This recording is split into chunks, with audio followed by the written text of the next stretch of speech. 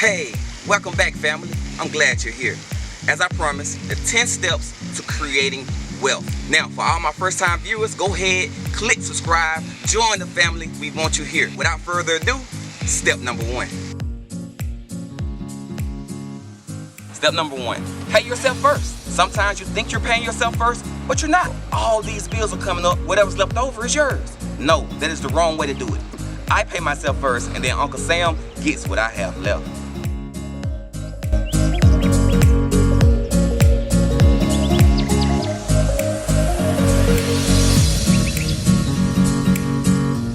Step number 2, decrease your liabilities. So for instance, if I have a car, I'm driving Uber in it, riding, rolling, it's an asset because it's making me money. Liabilities are anything that is not making you money that you're paying for. But if I have that same car and it's just my personal vehicle, I'm riding around in it, now it's a liability. A house, one house I'm living in, liability. One house, Airbnb, asset. Decrease your liabilities. Anything that's not making you money, credit card debt, anything like that, decrease, decrease, decrease. The more money you have in your pocket at the end of the month, the more money you can invest. Whatever you have to do, increase your income. It is very important that you increase your income. If you have to find a second job, or if you have to Uber over the weekend, or apply for a job somewhere else that pays you more, go back to school and get a higher education level. That way you can get an increase in your pay at your current job. Whatever you have to do, figure out how to increase your income, because by doing that, you're able to invest more money into your vision.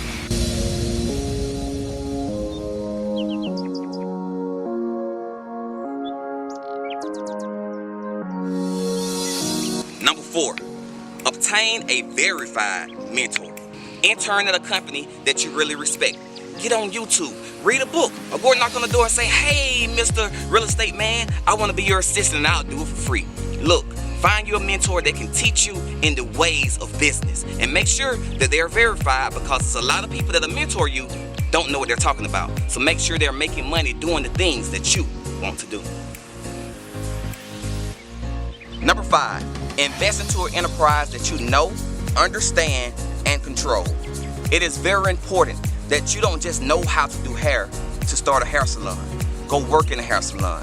Find out how they got started, what licenses is needed, how did they get the building, how much the building costs, how much revenue do they generate, and how much are their expenses. It is very important that you know the business side of your industry. Also, make sure you understand business and marketing and all the other aspects of doing hair if that's the company that you're starting. And make sure that you have some sort of control. A lot of times we go into business with partners, or we go into business with someone that already is doing what we want to do. It is very important that you find an enterprise partner that will give you control as well if you want a partnership. But you need control of your money. Develop wealth building skills. Marketing and sales are 2 of the most important wealth building skills that you can develop.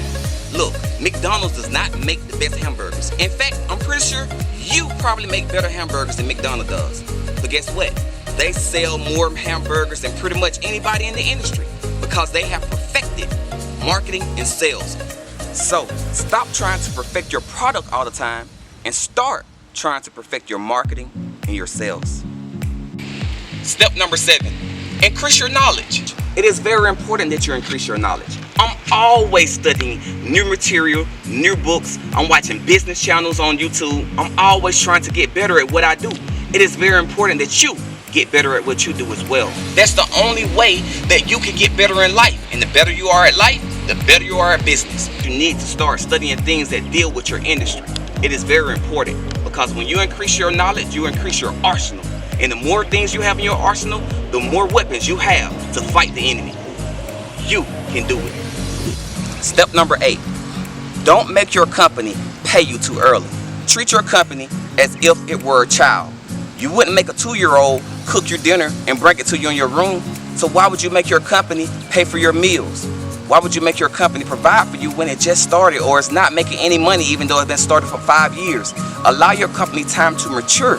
And then when it does that, you can start pulling from it. Until then, reinvest the money from your company back into the company so it can grow, so it can get strong and provide for you.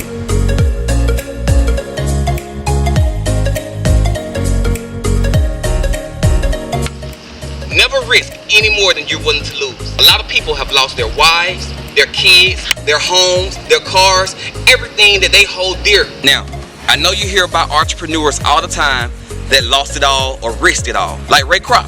He mortgaged his house. He could have lost his house, could have been homeless, but McDonald's panned out for him. It almost didn't. So be careful that you don't risk any more than you're willing to lose, because you don't want to be depressed. You don't want to put your wife out on the street, your kids. You want to make sure that you make intelligent, wise decisions. Now, I'm not saying don't be aggressive, but also be wise and cautious.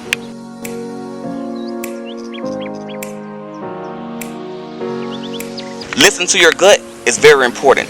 Oftentimes, we have this gut instinct. Don't do business with this person. Don't invest into this. Don't buy that truck. Don't buy that car. Look, it is very important that you learn to listen to your instincts, because your gut will lead you right 9 times out of 10, maybe even more. Hey, since you guys stuck around, I'm throwing in a bonus, number 11. Marry the right spouse. This is very important. You always hear, behind every good man, there's a good woman. Now, I don't know if that's true or not, but Martin Luther King, Coretta Scott King, Nelson Mandela, Winnie Mandela. So, I don't know, maybe got some truth to it. But look, it is very important that you don't marry just for love. Look at their credit score, their mindsets, their visions. Do they want to have kids? Do they not? Do they support what you're doing? Not just verbally, financially, physically, mentally, emotionally. Don't let someone be in your circle that's draining you from doing the things that you want to do. So be very careful at selecting your spouse. And if you're already married, read with them, study with them, go to very important events that will uplift what you're trying to do, because it's very important that your spouse supports your vision. Hey, thank you, family, for sticking around this long. I hope you enjoyed today's lesson. If you haven't already, click subscribe and the notification bell. That way YouTube can let you know the next time I post a video. The next one is going to be amazing. Brought to you soon.